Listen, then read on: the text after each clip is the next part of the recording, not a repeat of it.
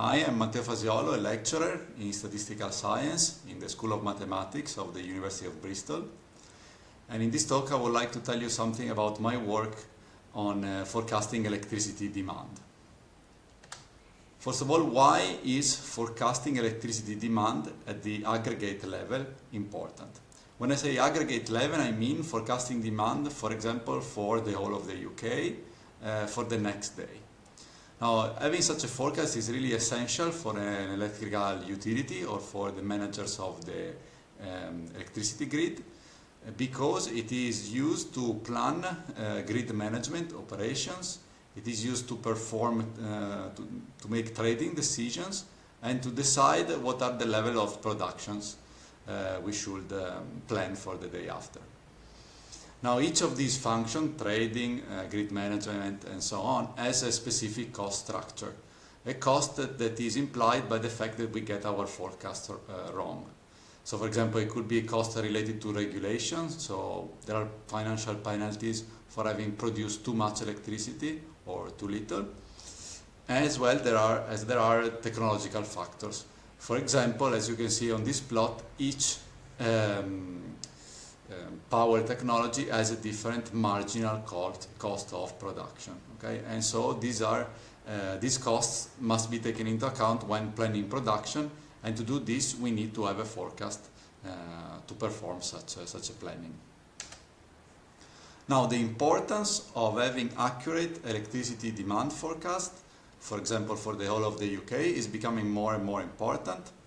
One reason is because, as you see on this plot on the left, we are relying more and more on renewables to produce electricity, and by 2035, hopefully, around 50% of the total electricity demand will be met via renewable resources.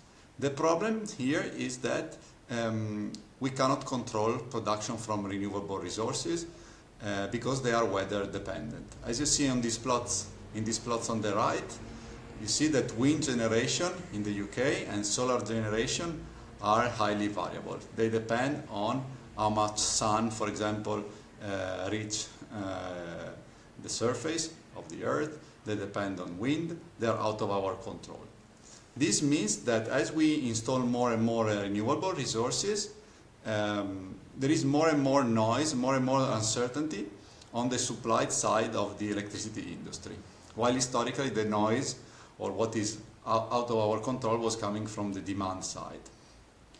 And then there is a related trend, that is, as fossil fuel, for example gas power plants, are being replaced by nuclear plants, the system is less flexible. A nuclear power plant cannot be turned on or off very fast. It takes days or at least hours. And so we cannot use a nuclear plant to adjust for forecasting error. We need to have very accurate errors. Okay? So we are in a situation where the supply side is becoming uncertainty due to renewables, and we are less tolerant to forecasting errors. Now, how do we forecast demand? Now, demand, if you imagine the total demand for electricity in the UK, is going to be a very complex function of many variables. For example, one variable could be time. As you can imagine, demand in 2020 looks very different from demand in 1980. Another factor is the day of the week. Demand on a Saturday is different from demand on a Monday. There is a time of the year. So, for example, summer demand is different from winter demand. There is a temperature effect. There is essentially an infinite number of effects of variables that are affecting the demand. Of course, if we want to model or to predict demand, we cannot take into account all possible effects and the kind of possible interaction between them. We have to use a simplified model. So what we do generally, one way of doing things, is to take historical data that we have seen up to now, and to use what is called an additive model. So an additive model is a model that makes an additive assumption.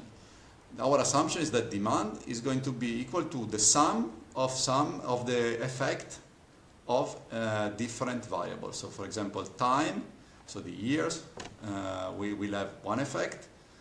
And then there will be the effect of the day of the week, the effect of the time of year, and so on. So you see that this model is much simpler than the model given above, because now we have kind of separated our problem into smaller problems. We just need to understand what is the effect of time on demand, how demand depends on the day of the week, on the time of year, and so on. This is a simpler model because we want to understand what is the shape of many univariate function, that is one function with one input, rather than a massive function with potentially an infinite number of inputs. Now, this type of model is being used currently to forecast demand, and is one of the most performing models. And here we see the output of one such model being fitted to UK historical data. So here on the top left we see the long-term trend of demand in the UK. As you can see, this trend is going down. The demand is going down not because the total demand in the UK is going down over this period, but because what we are showing here is the effect of time on the net demand. That is the demand of electricity in the UK minus the production from renewables embedded into the grid. So this is the total demand minus the demand from solar panels on rooftops and embedded wind turbines, for example. Then on the top right we see the effect of temperature on the demand.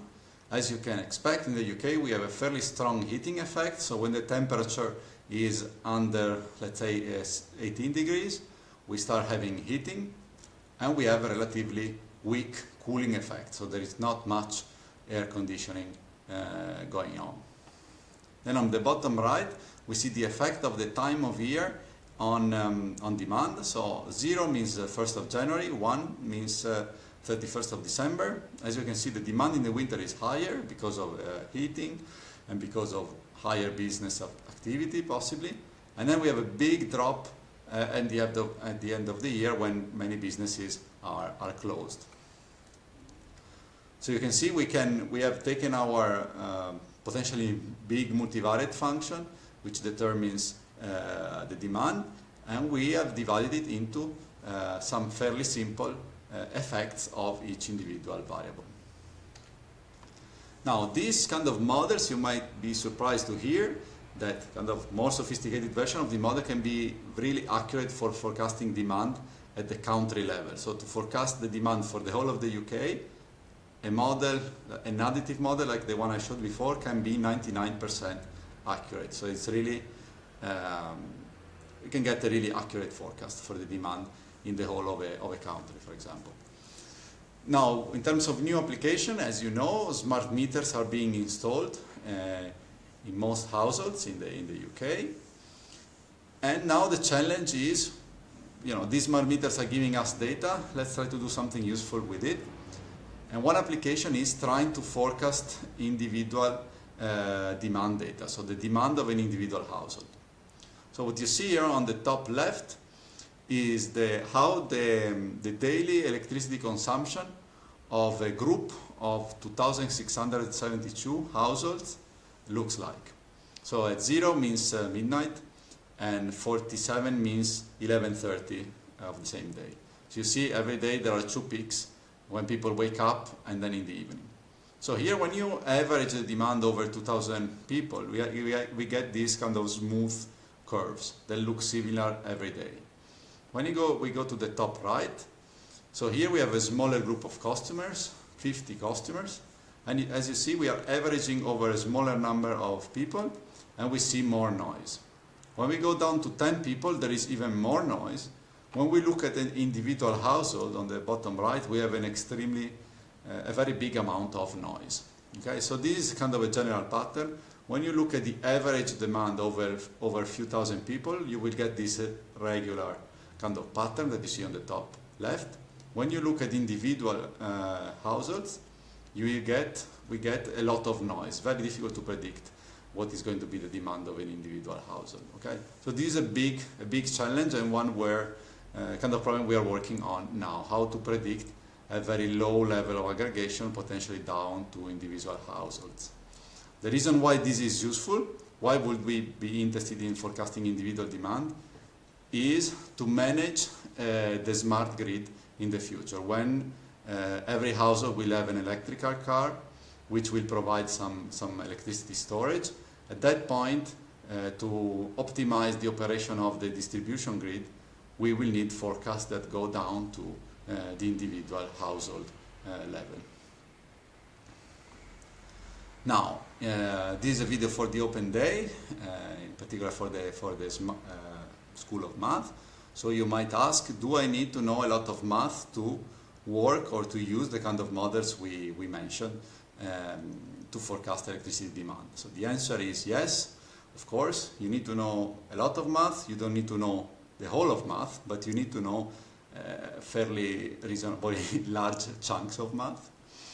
And so in terms of what we offer in Bristol, in the School of Math, if we look at the mathematics with statistics, BSc, in terms of relevant courses, in the first year we have foundational units such as probability and statistics 1, linear algebra. These are really the building blocks for building the models I mentioned. Then we have statistics 2 and mathematical programming, which build on the first year courses. And then in year 3 we start having courses, optional units, such as linear and generalized linear models and time series analysis. So if you cover these courses, then you really could start understanding how the additive models I mentioned work, and you could potentially see how to improve them. Then if you are interested really in statistics or data science, there is a more specialized data science BSc. There you have kind of very relevant courses, for example, algorithm and programming in R and C, which are really specific units for this program. And then in year 2 you have advanced linear modeling and classification analysis, which also will help you to understand these models. And here also I must point out that exams like courses like algorithm and programming or mathematical programming are really important for making these models work in practice, especially for the application I mentioned in this previous slide. Here we are dealing with really large amounts of data, millions of data points, so we really need to know how to program and to implement these methods efficiently. Thank you very much for listening. I hope to see you in Bristol next year.